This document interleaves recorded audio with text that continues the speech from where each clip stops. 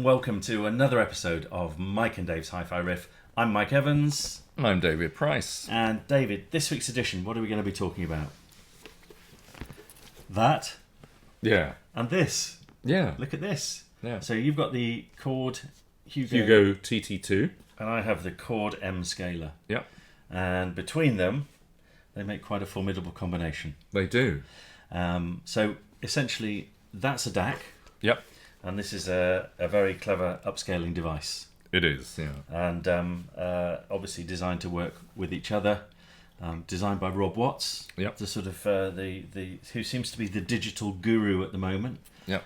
He seems to be in flavour of the month for quite a few months now. He has, yeah. Yeah. To say the least. Yeah. And this is sort of, you know, the I guess in the Chord chain, you sort of with the Mojo. Yep. Mojo 2 now.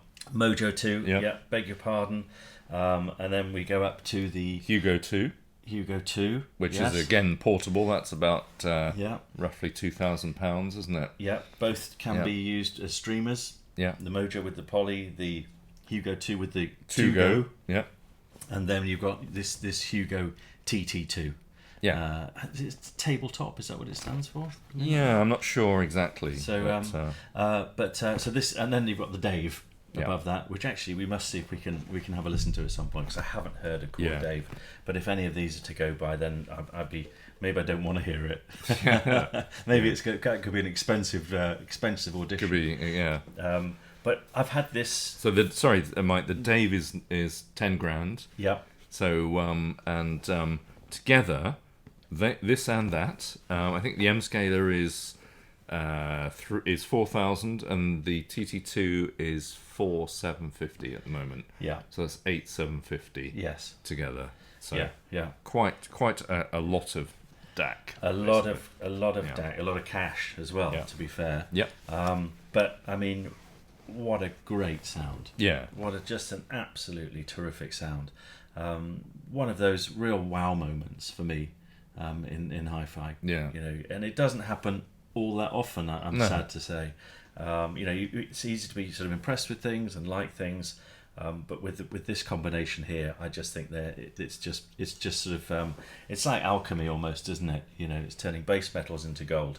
Yeah. And that's exactly, you know, what they've done here. It's clearly very clever internal design. Yeah. Great sound quality. And just seems to work well with everything.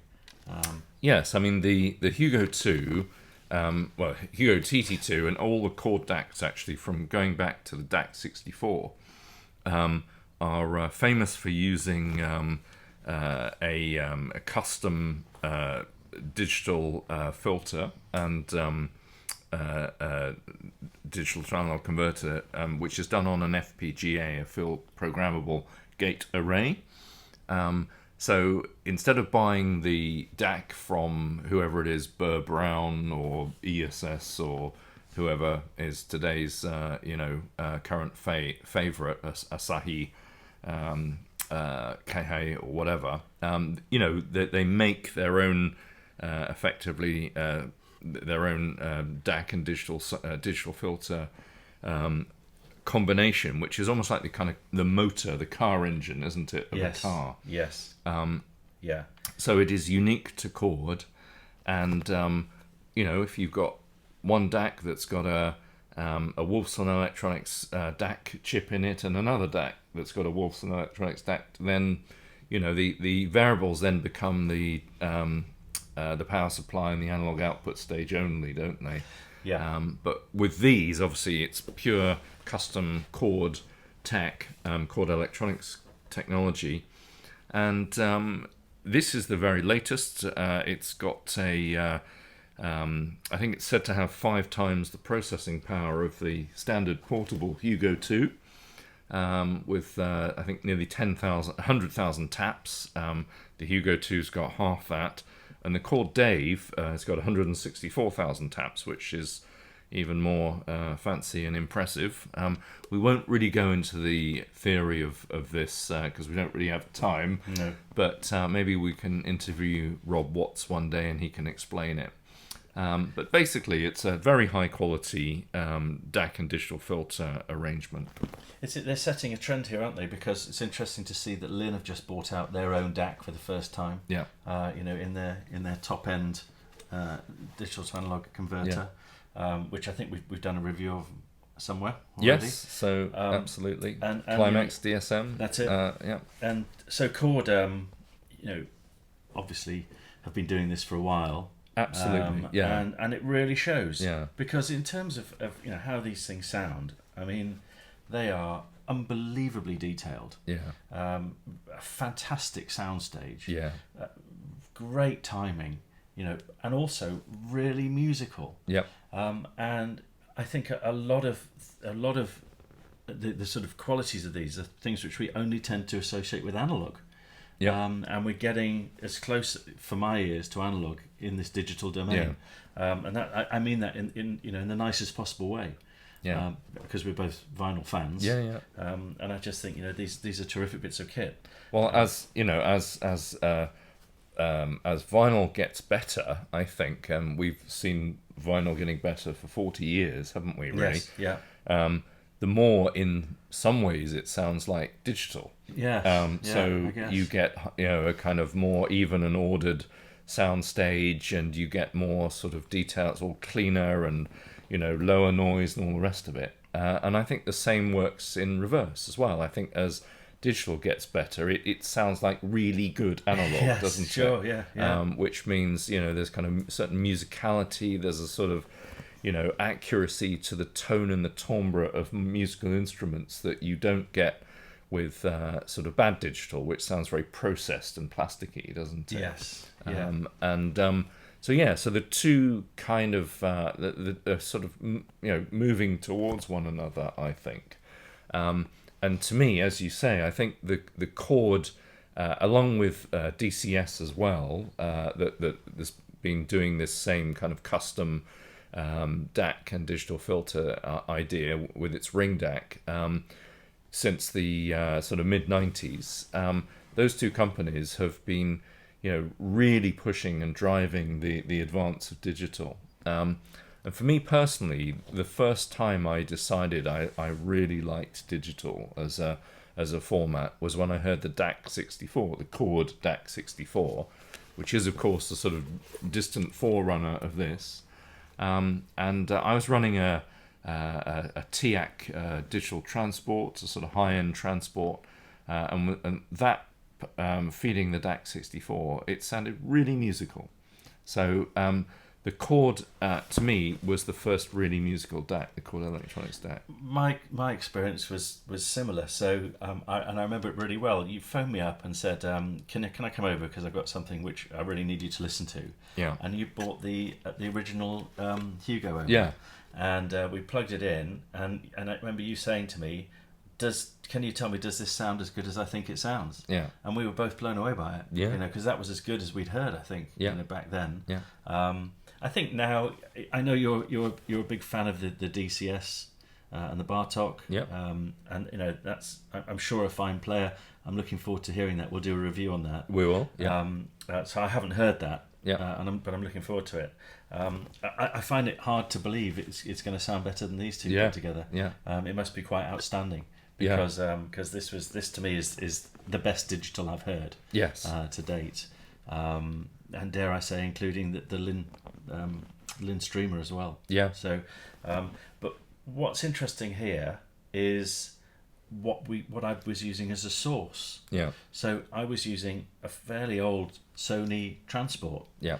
From a CDPX 20. Yeah. Is that right? Yeah. XA20. XA20. ES. Yeah. ES, of course. Yeah. And taking the digital out and plugging it straight into these. Yeah. It sounds amazing. Yeah. And you kind of explain it to me because you're saying, look, actually, these are doing all the sort of processing and error correction, and so actually the transport becomes less important. These can make up for an awful lot of foibles in the transport. They can hide a multitude of sins. Hide a multitude of sins, indeed. And that sounded amazing. Yeah. And I've heard it at yours with your Sony DVD player. Yep, Blu-ray. And Yeah, in your Blu-ray, we plugged your Blu-ray into this, and I mean those Blu-ray players, because I've got the same one. Yeah. I think I paid less than £200 for it, Yeah. brand new. Yeah. And it sounds with these, it sounds amazing. It does. It yeah. really, you wouldn't believe it. No. You know, and it's just it defies our sort of basic principles of hi-fi.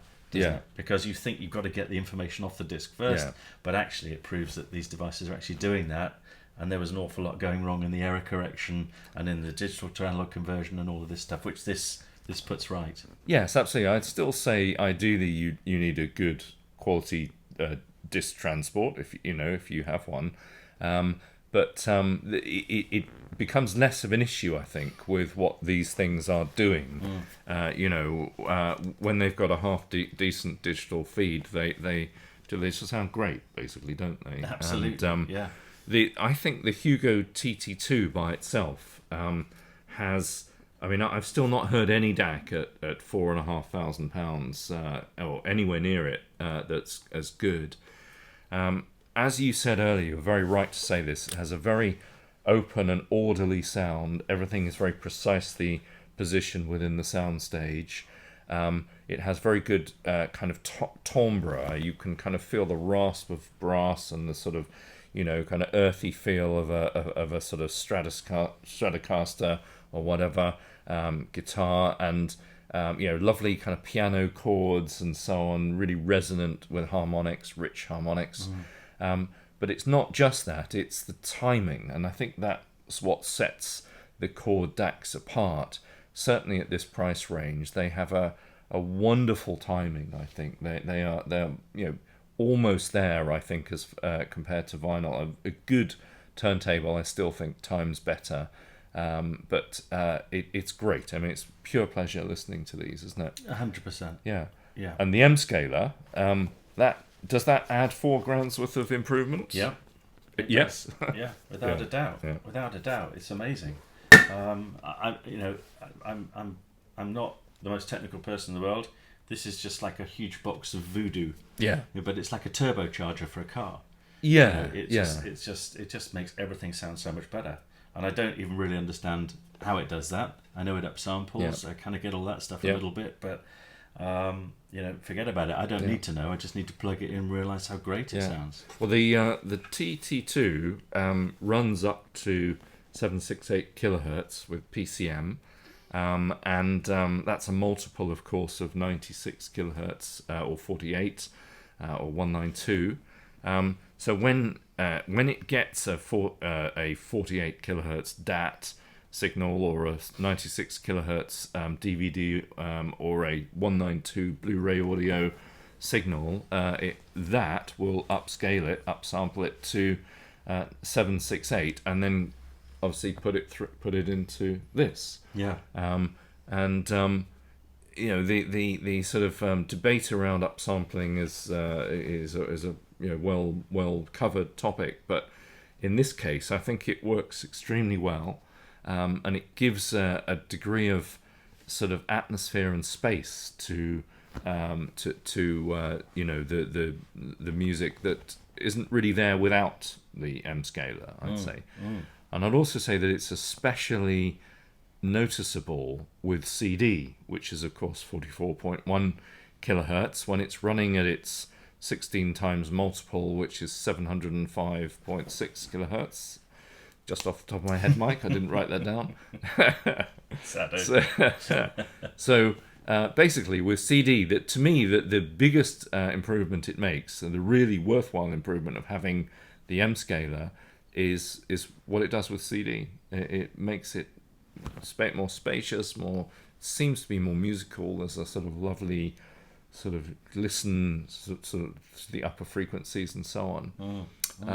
So yeah, I mean it is clever stuff. It's all obviously clever DSP, but you don't really need to know how it works to know that it does work, because you have two analog measuring instruments absolutely fitted as standard to your head. It's not a subtle difference. It makes a big difference. It does. I really do. I think it's not sort of one of these things where it's a nice to have. I think it's an essential part of the package. Yeah, I mean I've I lived with just the Hugo TT2, had enjoyed it a lot, but I'd definitely say the M scaler adds £4,000 worth of improvement if you can afford the £4,000. 100%. So yeah, apps. I couldn't agree more. Yeah. And it's just been a joy to listen to both of these. It really has, and it's interesting because I was so impressed with that original Hugo which you bought round. Yeah. And you can see things have come an awfully long way since then. Yeah. And they've improved. So Chord doing a great job, I think. Great sort of service to hi-fi, and really making these considered and gorgeous products. I've got to say, with one slight caveat. I know where you're going. Where you're coming with this. I do struggle with the buttons and the setup and knowing kind of what does what and what the colours mean and all this stuff. I struggle sort of sometimes to get the inputs and match everything up. Well, once I got it set up, it was fine. This is the volume control, Mike. Yeah, I know. But with that, yeah, exactly. I know. So. And yeah, sure. And a little bit the same with the Mojo 2 particularly. Yeah. Because it's now got sort of some tonal balance stuff, and you need to know what the lights mean and what the buttons mean. I get their design style. I find it a bit quirky. Yeah. But all is forgiven when you get it up and running. Well, they're designed for much younger people than you, Mike. Which is 90% of the population. Can I just remind you that I am considerably younger than you? Oh, well, you've never reminded me before, have you? So, but I agree. Actually, in all seriousness, I think those kind of coloured cylinders or whatever they're called, spheres, are a bit daft, but it's got character. I wouldn't knock it for it really. No. And who needs them? You just set the setting to what you want. Listen to it. So absolutely. Yeah, set it to max and go. Yeah. So absolutely. 100%. Yeah. But look, fantastic. And Mike and Dave Hi-Fi Riff-O-Meter score. Let's do it as a package. Let's do it as the M scaler plus the TT2. Okay, so that's 8,750 at current prices. Yeah. 10. Yeah. I can't knock it. I can't knock it. I think it's the best digital I've heard. Yeah. We've just reviewed the 30 grand Lin. So yeah, I mean, the Lin is fantastic actually. It is lovely.